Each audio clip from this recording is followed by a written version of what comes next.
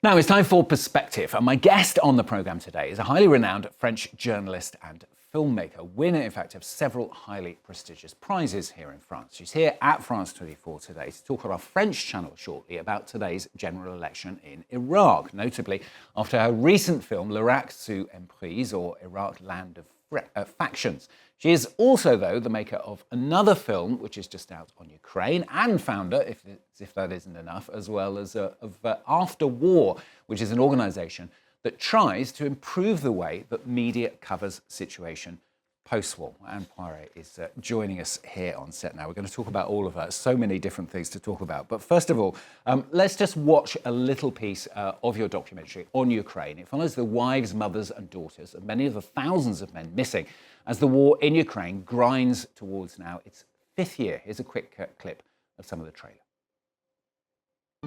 Майже 2 місяці взагалі практично не спала. Вони мені сказали, що чоловік безвісті зниклий. І кожного дня думати, живий чи мертвий. Не знаю, це страшно, страшно своїх дітей. Жити в цій невідомості. Скільки горя матерям, і дітям, і всім. Я хочу свого синочка побачити.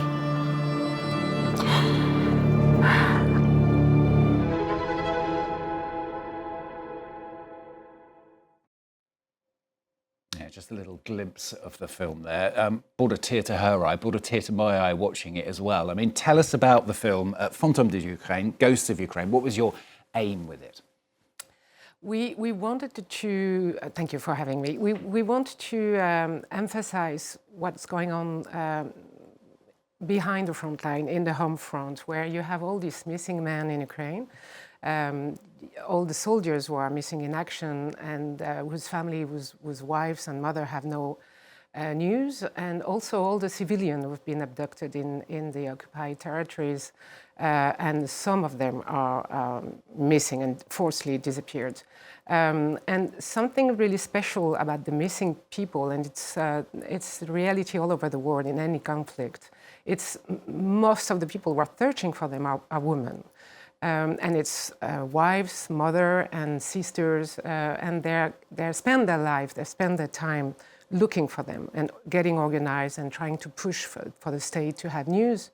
And I focus on post-war realities, but what's very special in Ukraine, and it was not the case at the beginning of the conflict in 2014, where frankly they left the wives and mother without any news. But after 2022, they really realized they need to get organized and do something for these women. So they have this unified list of people, and what's also very unprecedented is that they are swapping prisoners with Russia. And they are exchanging corpses also every month, and a lot of them. So it's really something that usually countries do after a war, but Ukraine and Russia are doing that really during the war. So that means that for a lot of women, they have hopes. That, as I said, they have hopes. They have hopes. It keeps their hope alive that the men are actually alive and somewhere in the Russian prisons. I mean, it must be hideous being in that limbo. We've heard a lot recently, of course, of the hostage families in Israel. It must be a very similar situation, not knowing where the other person is. It drives people, women, crazy, actually, because it's most of the time the men are dead, frankly, missing in action. But if you decide they're dead, it's really you decide what they are dead. You know, you are really, and it's not possible for a mother to decide that their son is indeed. To kill the son. So of course they keep the hope, they keep the story alive, and they actually organize, they try to do something, and that's really terrible. You need to do something. So these women organize, see people from the state, organize demonstration, trying, and spend their time actually looking on the internet, in Telegram channels in Ukraine. You have tons of them, you know, videos taken by the Russian, either in prison or on the front line, and they are searching for their men like this. And that's really something that's, it's very difficult, but that keeps their life and their hope alive. And that's something really the states in any post-conflict stories, actually, situation should really understand that for the women and for the wives, it's not enough to say that they're missing and they're dead. You know, they need to search and they need to do something. And you have countries who actually did stuff like that. In Colombia, you have a very unique case of because it's in the treaty, the peace treaty. They organized to have a very strong unity to find these people. To try and bring it to an end. Let's talk about the film on Iraq as well. Notably in the film, you talk a lot to the youth of Iraq. The country is voting today, of course, in those elections. And the film examines the factions within the country, which, of course, is a huge part of those elections, isn't it? Yeah, it's really in the center of this election. It's the place of this. That's very something common to every war. When you have a war, and especially in Iraq in 2014, with a lot of men, of Shia men, actually took weapons to defend Baghdad, and a lot of them lost their life, and a lot of them got involved in this militia. And the PMF who organized them. And it's in 2017, when the war was over against Daesh, they should have been demobilized, and they were not. And that's something that is really driving the Iraq in the state, that it's not peace and it's not war, and it's really in limbo. And these militias have a lot of grab on the society, on the economy, and keep some violence in the society. Yeah. We've been talking a lot about the fact that there is this limbo, there is this relative calm at the moment. I mean, having been there and having been to other countries and filmed similar situations, I mean, do you have hope for Iraq? Yeah, because it's not peace, and as you said, you have all these militia armed who are actually paid by the state, but are very independent in the same way. But since 2017, there were no fighting in Iraq, and that's a lot for the people. So even though it's very, the state is not getting organized for the people in the long-term stuff, in not addressing the really big challenge the Iraqi people have. And the Tishrin revolution 60 years ago was really this call for the civil society to do something about them. But still, as long as the fighting is not erupting, it's still something for the people, and they can have a normal life. Mm.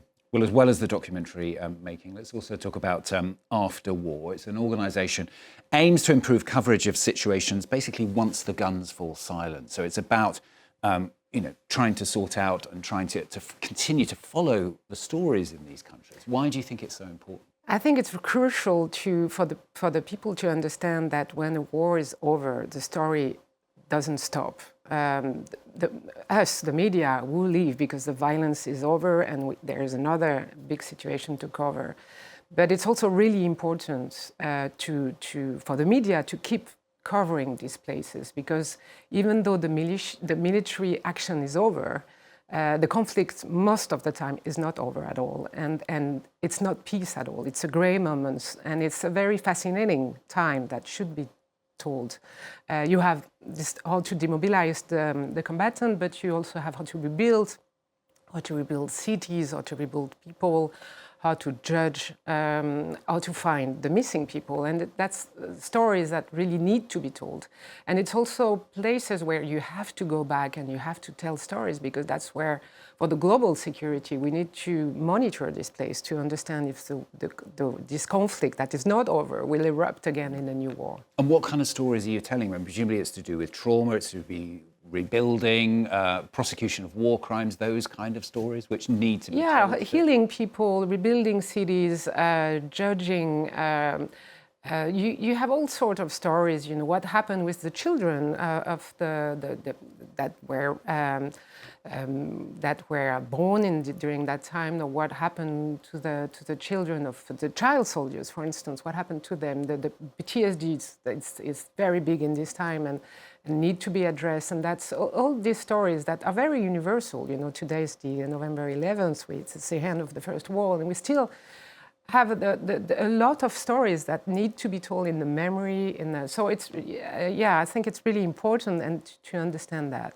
And presumably, I mean, thinking of the organisation, the latest large war, I suppose, that hopefully, fingers crossed, has come to an end, of course, is that of Gaza. I mean, those kind of issues really important to keep following there, even though it's been incredibly difficult, of course, for journalists to report properly from Gaza. Yeah, of course, going together, it's absolutely crucial and we need to push for us to be able to cover the war, and the post-war situation will be a key step for the media, of course. Anne Poiret, it's been great having you on the programme today. Thank you very much for coming in and talking to us. It's very difficult to list all the different things, but the film is called Les Fantômes de Ukraine, or The Ghosts of Ukraine, and also that film on Iraq as well that we talked about, and your organisation After War as well. Thank you very much for coming in once again and talking to us, Anne Poiret there.